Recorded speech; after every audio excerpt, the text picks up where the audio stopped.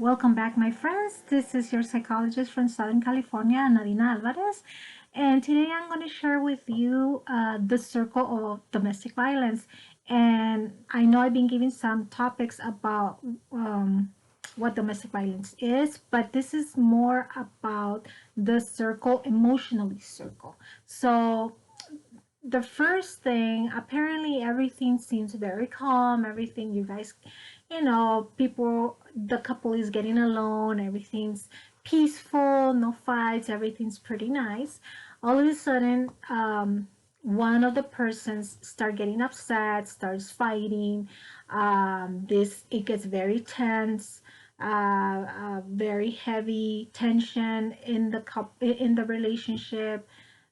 One or the other starts screaming, yelling, cussing each other out, humiliating that person, and all of a sudden this is getting bigger and it's growing to the point where it can come physical. So now it's not just insults and humiliation and screaming and yelling, but now comes to hitting. And this can be hitting at you physically, or hitting or breaking walls or breaking furniture or whatever it is. It becomes violent and aggressive and physical. So, and this could be from the woman to the man and from the man to the woman. And I know we have a lot of issues that is domestic violence is going on, that the woman is hitting the man and the man for some reason doesn't report it, maybe because he feels that a less of a man if he reports it. He thinks that people are going to laugh at him. I don't know what goes on men's mind, why they actually take this violence from a woman, but they shouldn't. You guys should call 911 and report it if you are in the United States. If not, if you're seeing this in another part of the world, I'm sure there's an emergency number where you can call and they can come to your rescue, because I don't think no one should hit anyone, neither the woman to the man or the man to the woman. You have no right to hit or even scream or yell at your partner. I mean, he is your partner. He is the person that you actually agree to have a life together, and there are so much help. If you guys are going through a hard time, there's so much help, so you can actually take therapy.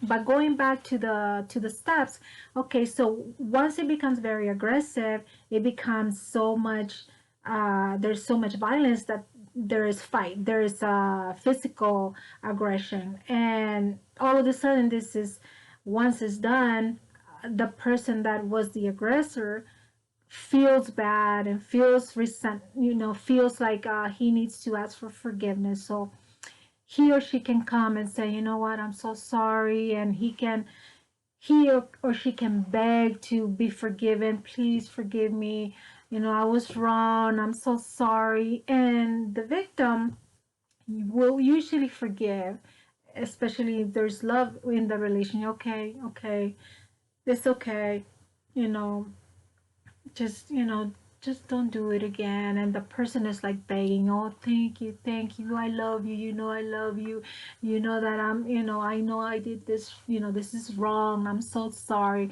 So the victim says it's okay. So now the aggressor starts trying to show that he's changing, trying to do things for the other person, trying to be nice and polite, trying to make up for what he or she did wrong. And is everything seems very calm and peaceful again. And all of a sudden, you're back to step number one, which is very tense. There's something that you don't like, start screaming and yelling again. Now it becomes bigger and bigger.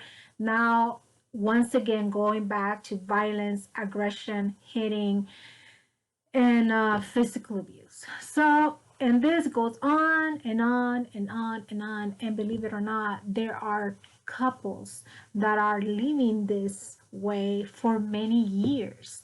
And I don't know how they take it. Is this is not healthy for anyone. neither for you, the other person, especially if you have kids, is not healthy. You should, how do you stop it? You need to stop it. You need to say no more. You need to either get out and leave that person, or you need to go to therapy. You need help from outside. You need professional help. You need to ask. I always suggest to go to therapy, like individual first, like go to therapy individual to work on your own issues for at least 3 months each, and then after 3 months come as a couple to actually work on that communication, so you can communicate better and you can talk about the things you want to talk about in a peaceful way, in a respectful way. There shouldn't be any screaming, there shouldn't be any yelling. Once it gets to screaming and yelling, you're disrespecting your partner, and once the disrespect is gone, it's gone. I don't understand why people stay in a relationship where there's always screaming and yelling, and they think it's okay. It's not okay. It's not okay. That's being disrespectful. And a couple, that's like, I think that's one of the most important things besides love is respect.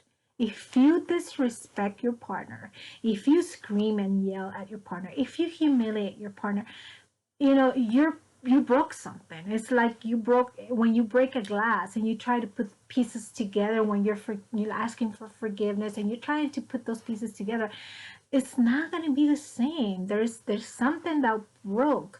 So if you're going through this and you want to work things out, I think you should go to therapy. Definitely, is a must.